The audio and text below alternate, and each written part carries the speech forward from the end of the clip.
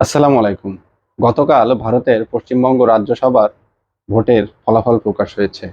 এই ভোটের ফলাফলের মাধ্যমে তৃণমূল কংগ্রেসের টানা 15 বছর বা দেড় দশকের শাসনের অবসান ঘটেছে এবং প্রথমবারের মতো ভারতীয় জনতা পার্টি বা বিজেপি সরকার পশ্চিমবঙ্গে সরকার গঠন করতে যাচ্ছে। তৃণমূল কংগ্রেসের নেত্রী সাবেক মুখ্যমন্ত্রী মমতা বন্দ্যোপাধ্যায়ের এই যে ভূমিধস পরাজয়ের কারণ কি? এর পিছনে অনেকগুলো কারণ আছে। তার ভিতরে অন্যতম কারণ ভারতীয় কেন্দ্রীয় সরকার কর্তৃক বা ভারতের নির্বাচন কমিশন কর্তৃক পশ্চিমবঙ্গের 90 লাখ ভোটারকে ভোটের আগে ভোটার তালিকা হতে বাদ দেওয়া, যা গত নির্বাচনে, রাজ্যসভা নির্বাচনে তৃণমূল কংগ্রেস যে ভোট পেয়ে বিজেপিকে পরাজিত করেছিল সেই ভোটের সংখ্যার থেকেও কিন্তু বেশি। এটা একটি অন্যতম কারণ। আর একটি অন্যতম কারণ হচ্ছে যে রাজনীতি তৃণমূল কংগ্রেস নেত্রী মমতা বন্দ্যোপাধ্যায় এতদিন করে আসে, সেটির ভিতরে অন্যতম ছিল বাঙালি জাতীয়তাবাদ। মুখে বাঙালি জাতীয়তাবাদের রাজনীতি তিনি করে আসলেও গত 2024 সালের 5ই আগস্ট বাংলাদেশে যে শেখ হাসিনার সরকারের পতন ঘটে, সেই সময় কিন্তু তিনি শেখ হাসিনা বিরোধী পক্ষের দিকে অবস্থান নিয়েছিল বা তাদের পক্ষে বিভিন্ন বিবৃতি বা কথাবার্তা তিনি বলেছিলেন। তিনি যে শুধু বিবৃতি প্রদান করেই ক্ষান্ত হয়েছেন এমনটা নয়। সেই সময় কিন্তু একটা অংশ কলকাতায় শেখ হাসিনা বিরোধী আন্দোলনে সায় দিয়ে রাস্তায় নেমেছিল। এদের পিছনেও কিন্তু মমতা বন্দ্যোপাধ্যায়ের ইন্ধন ছিল, যেটা বাঙালি জাতীয়তাবাদ রাজনীতি কিন্তু বিপরীতমুখী। শেখ হাসিনাকে মুখে তিনি দিদি বললেও বিভিন্ন সময় বাংলাদেশ বিরোধিতা কিন্তু তার করতে দেখা গেছে।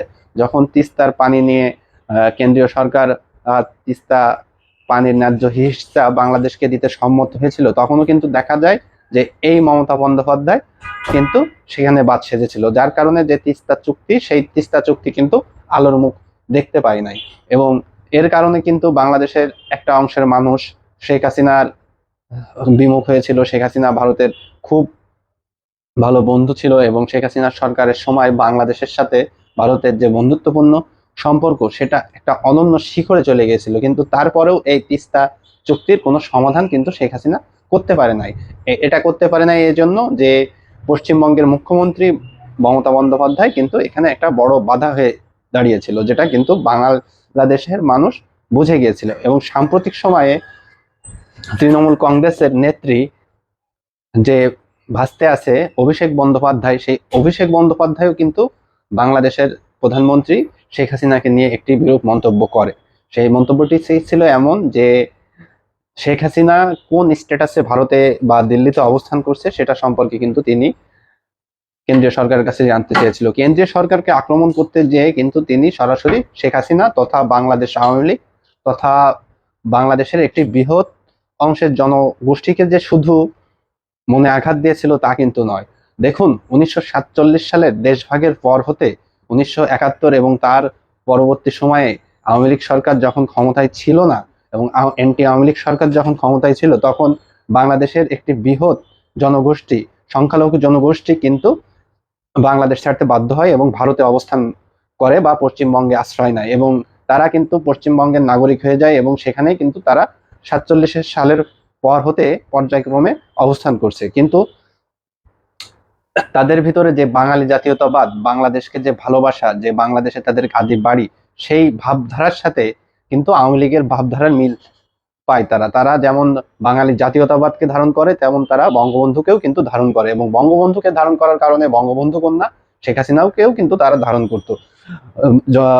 মমতা বন্দ্যোপাধ্যায়ের ভাতিজা জনাব অভিষেক বন্দ্যোপাধ্যায়ের এমন একটি বিরূপ মন্তব্য নির্বাচনের ঠিক আগ মুহূর্ত কিন্তু সেই জনগোষ্ঠীর মনোভাবে কিন্তু চোট পৌঁছিয়েছে। আর মুখে যতই মমতা বন্দ্যোপাধ্যায় ধর্মনিরপেক্ষতার কথা বলে রাজনীতি করে থাকুক না কেন, কিন্তু তিনি কিন্তু রাজনীতি করেন ধর্ম বা হিন্দুত্ববাদ বিরোধী রাজনীতি। তিনি যে ধর্মনিরপেক্ষ রাজনীতি করেন বিষয়টা কিন্তু এমনটা নয়। তিনি যে রাজনীতিটা করে থাকেন, তিনি বিজেপি বা হিন্দুত্ববাদ বিরোধী রাজনীতিটা করেন। এই রাজনীতিটা করেন তিনি মুসলিম ভোটকে আকৃষ্ট করার জন্য। শুধু তিনি যে ধর্মনিরপেক্ষ রাজনীতি করতেন, তাহলে কিন্তু এখানে সমস্যা হতো না।